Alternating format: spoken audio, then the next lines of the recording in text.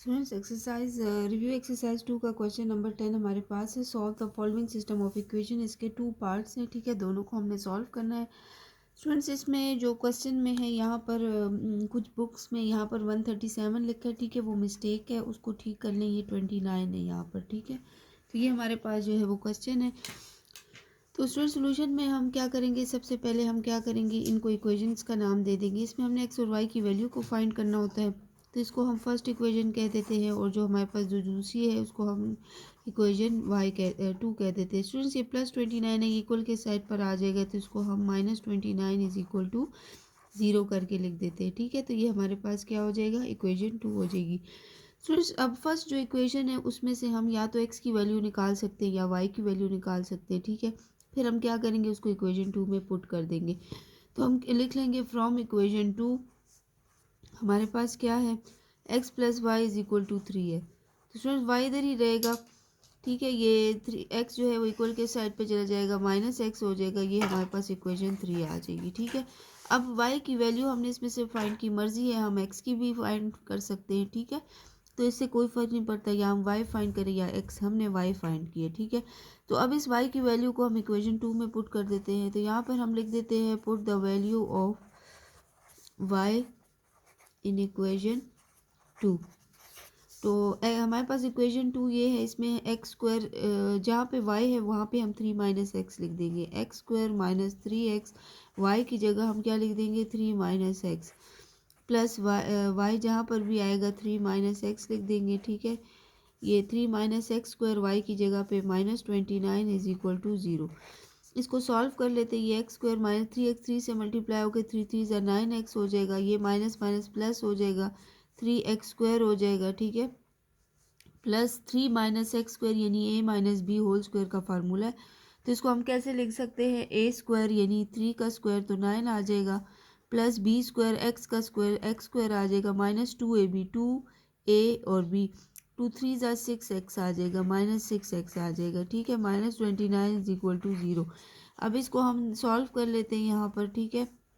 3x² + 9 + x² -6x -29 is equal to 0। अब जो x² है उनको हम कंबाइन लिख लेते हैं। ये x² है, एक ये x² है, प्लस 3x², एक हमारे पास ये x² है, इसको हम कंबाइन लिख लेते हैं, ठीक है।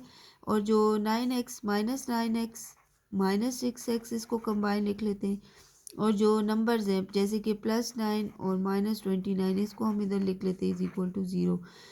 अब x² 3 4 5, ये 5x² हो जाएगा, ठीक है।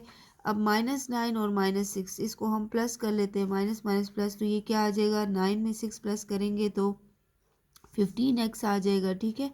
और 29 में से स्टूडेंट्स 9 को माइनस कर लेते हैं यहाँ पर रफ वर्क में, तो 9 में से 9 गया क्या, 0, और ये 2 इधर हो गया तो 20 आ जाता है, ठीक है।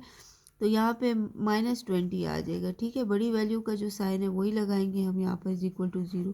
इसमें से 5 कॉमन ले लेते हैं, ठीक है। तो ये क्या आ जाएगा, यहाँ पर हमारे पास 5 कॉमन ले लिया, तो ये आ जाएगा x² -5 3 ज़ा 15 और 5 4 ज़ा 20 is equal to 0।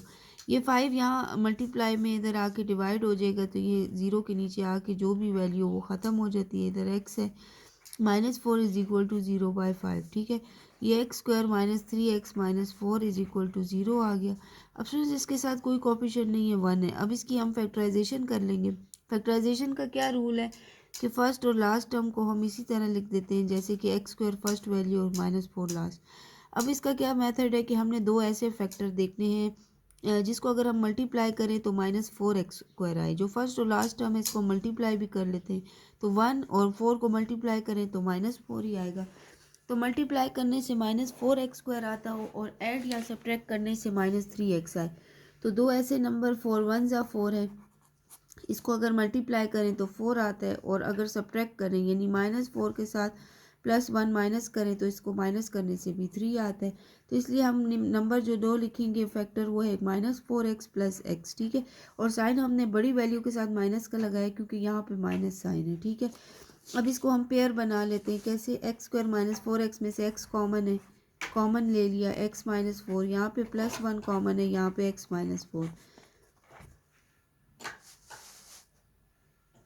x-4 common है, वन टाइम हमने लिख दिया, यहाँ पर x+1 लिख दिया इज इक्वल टू 0।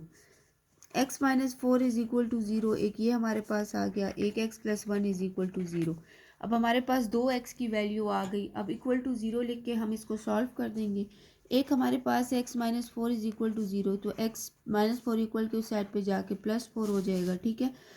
अब x+1 इज इक्वल टू 0, तो x+1 इक्वल के उस साइड पे जाके -1 आ जाएगा। अब इसी तरह वन बाय वन हम पहले x की वैल्यू पुट करते हैं। Put the value of x is equal to 4 and x is equal to -1 in equation 3। अगर इक्वेशन 3 को हम देखें तो स्टूडेंट्स हमारे पास y की वैल्यू 3 - x है, ठीक है। तो इसमें हम क्या करेंगे, इससे हमारे पास जो है वो y की वैल्यू आ जाएगी, ठीक है। तो स्टूडेंट्स अब हम दोनों साइड पे एक y की, हमारे पास जो थर्ड इक्वेशन है वो क्या है, y is equal to 3 - x, y is equal to 3 - x। एक में हम x की वैल्यू 4 पुट कर लेंगे और इसमें x की वैल्यू -1 पुट कर देंगे। तो y is equal to 3 - 4 put कर दी और यहाँ पे y की वैल्यू 3 - -1 पुट कर दी। 3 में से 4 में से 3 गया तो क्या -1 आएगा, बड़ी वैल्यू के साथ माइनस का साइन है। यहाँ पर क्या आ जाएगा, 3 + 1 से 4 आ जाएगा, ठीक है। अब स्टूडेंट सोल्यूशन सेट में हम क्या लिख देंगे, एक पहले x की वैल्यू 4 थी, जब हमने इसको पुट किया तो y की वैल्यू हमारे पास -1 आ गई। फिर हमारे पास x की वैल्यू -1 थी, जब हमने इसको इक्वेशन 3 में पुट किया तो हमारे पास y की वैल्यू 4 आ गई। तो ये हमारे पास जो है वो रिक्वायर्ड सोल्यूशन सेट है, ठीक है।